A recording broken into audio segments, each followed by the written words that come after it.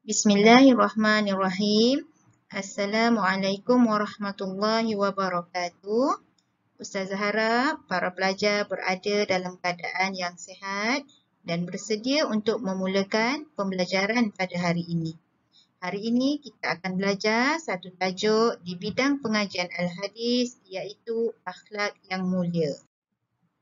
Fokus pembelajaran kita pada hari ini Ustazah bahagikan kepada 6 bahagian. Yang pertama, kita akan belajar mengenai intisari hadis.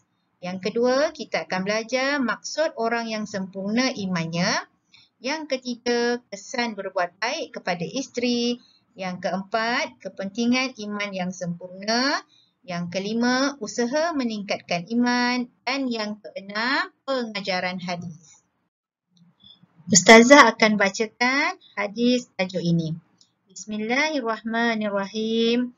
An Abi Hurairah radhiyallahu anhu qala qala Rasulullah sallallahu alaihi wasallam akmalul mu'minina imanan ahsanuhum khuluqan wa khiyarukum linisaihim khuluqan, yang bermaksud daripada Abu Hurairah radhiyallahu anhu berkata, Rasulullah sallallahu alaihi wasallam telah bersabda, orang mukmin yang paling sempurna imannya ialah orang yang paling baik akhlaknya.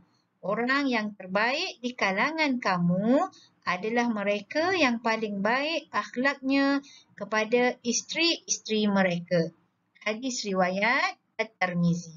Mana dalam hadis ini yang menunjukkan maksud isteri-isteri mereka? Okay, rujuk kepada hadis. Okay, lihat pada tanda merah yang Ustazah tunjukkan. Linisaihim ini adalah merujuk kepada perkataan isteri-isteri mereka. Daripada hadis yang Ustazah bacakan tadi, kita dapat keluarkan dua intisari hadis. Yang pertama, Rasulullah sallallahu alaihi wasallam menyatakan orang yang paling sempurna imannya ialah orang yang paling baik akhlaknya. Intisari ini kita boleh dapat pada bahagian ayat yang pertama.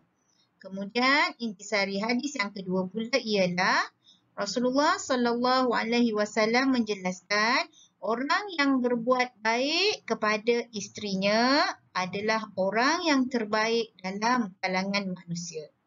Daripada hadis tersebut, kita dapat fahami bahawa Rasulullah menjelaskan atau menyatakan tentang orang yang mempunyai iman yang paling sempurna adalah orang yang paling baik akhlaknya. Manakala orang yang terbaik dalam kalangan manusia pula ialah orang yang berbuat baik kepada isterinya. Sekarang kita lihat kepada fokus pembelajaran yang kedua iaitu maksud iman yang sempurna. Ustazah boleh simpulkan maksud iman yang sempurna ialah iman yang sempurna akan menghasilkan akhlak yang mulia kerana iman dan akhlak merupakan asas yang penting dalam kehidupan. Daripada rumusan maksud ini, kita boleh kaitkan apakah hubungan di antara iman dan akhlak. Hubungannya ialah akhlak yang mulia akan wujud jika kita mempunyai iman. Manakala orang yang beriman akan memiliki akhlak yang mulia, hati yang suci dan peribadi yang terpuji. Maksudnya, untuk menjadi orang yang berakhlak mulia, dalam dirinya mesti ada iman. Bila dalam dirinya ada keimanan, secara automatik dirinya akan menjadi orang yang berperibadi mulia dan juga berakhlak mulia. Sekarang kita akan lihat kepada fokus pembelajaran yang ketiga iaitu kesan berbuat baik kepada isteri. Di dalam hadis yang telah Ustazah bacakan tadi, ada menyatakan tentang orang yang terbaik ialah orang yang berbuat baik kepada isteri. Ini menunjukkan bahawa Islam sangat mengambil berat hal ehwal serta kebajikan seorang isteri.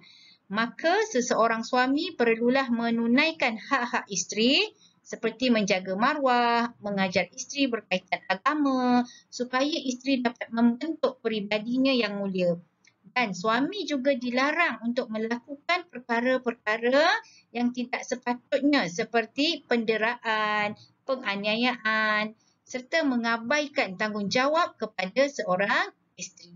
Sekarang kita lihat apakah kesan yang pertama apabila berbuat baik kepada isteri.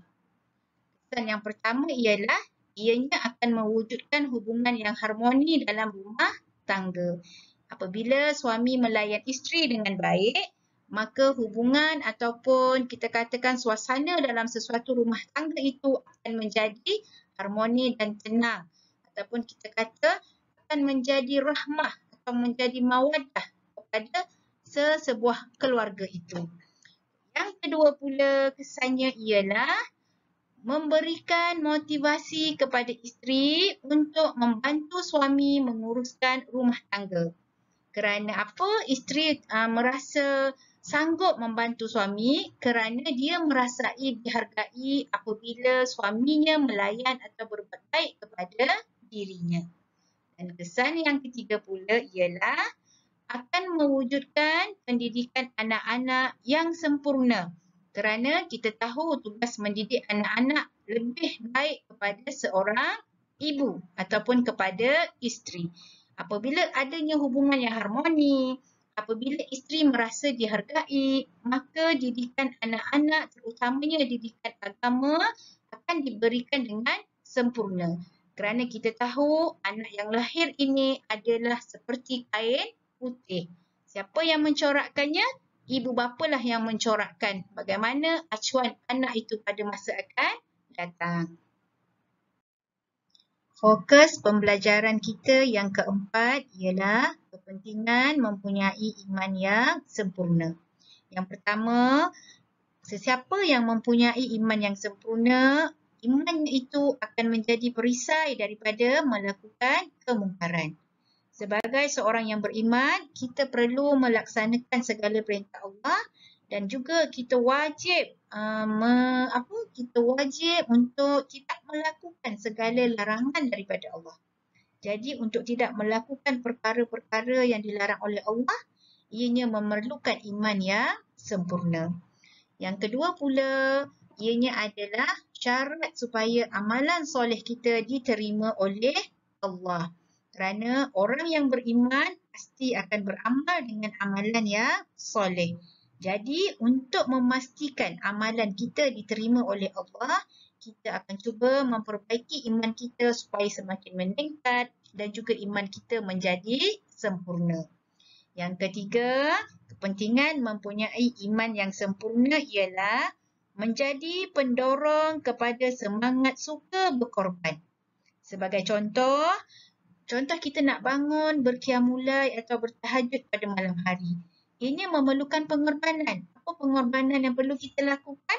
Kita perlu bangun pada sepertiga malam. Maksudnya kita terpaksa meninggalkan waktu tidur kita untuk kita berjumpa dengan Allah dengan melakukan solat tahajud. Dan yang keempat, iman ini sebagai ubat untuk menenangkan hati yang resah. Orang yang cinta kepada kebenaran dan bersedia untuk mempelajari tentang agama Islam berhak menerima petunjuk daripada Allah. Maksudnya, bila kita mendapat petunjuk daripada Allah, secara tidak langsung hati kita akan menjadi tenang.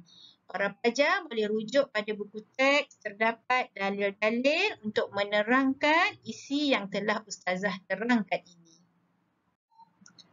Seterusnya kita lihat fokus pembelajaran yang kelima iaitu usaha meningkatkan iman. Ada pelbagai usaha yang boleh kita lakukan sebagai seorang Muslim untuk meningkatkan keimanan kita. Okay, Ustazah bahagikan kepada 3 kategori. Yang pertama dari segi individu, yang kedua dari segi masyarakat dan yang ketiga dari segi negara. Dari segi individu, antara usaha yang boleh dilakukan ialah mendalami ilmu agama. Kita hendaklah mendalami ilmu agama agar kita dapat meningkatkan pengetahuan kita tentang agama, terutama perkara yang berkaitan dengan akidah. Yang kedua pula, apa usaha yang boleh dilakukan oleh masyarakat? Masyarakat boleh membantu dalam perkara kebaikan. Maksudnya, masyarakat boleh menggalakkan amar makruf dalam komuniti masing-masing agar sesama masyarakat dapat membina hubungan yang baik, dapat menyebarkan perkara yang baik sekaligus boleh meningkatkan iman masing-masing. Yang ketiga, pada negara pula, apa yang boleh negara ataupun pemimpin lakukan? Memperkasakan amar makruf dan nahi mungkar agar rakyat mengetahui ataupun rakyat dapat melaksanakan perbuatan yang baik dan meninggalkan perkara-perkara yang dilarang oleh Allah. Dan Ustazah nak kamu fikirkan, apakah lagi agaknya usaha yang boleh dilakukan agar iman kita boleh ditingkatkan. Dan fokus pembelajaran kita yang terakhir ialah pengajaran hadis. Antara pengajaran hadis yang Ustazah boleh berikan ialah pertama, umat Islam hendaklah berusaha menjadi Muslim yang sejati dengan mempunyai iman dan akhlak yang mulia. Yang kedua, kita mestilah berakhlak mulia dalam kehidupan seperti jujur dan bertoleransi. Yang ketiga, seorang suami wajiblah berbuat baik kepada isteri dengan melayannya secara baik. Ustazah warnakan. Warna biru ini adalah isi dan warna merah ini adalah huraian. Dan kamu kena ingat apabila menulis jawapan bagi pengajaran hadis, hendaklah menulis umat Islam hendaklah. Kita mestilah. Seorang suami wajiblah. Dan ada banyak lagi pengajaran hadis yang boleh kita keluarkan daripada hadis yang kita belajar pada hari ini. Itu sahaja daripada Ustazah. Ustazah berdoa semoga semua para pelajar diberi penghayatan dan kefahaman daripada Allah Subhanahu Wa Taala. Assalamualaikum warahmatullahi wabarakatuh.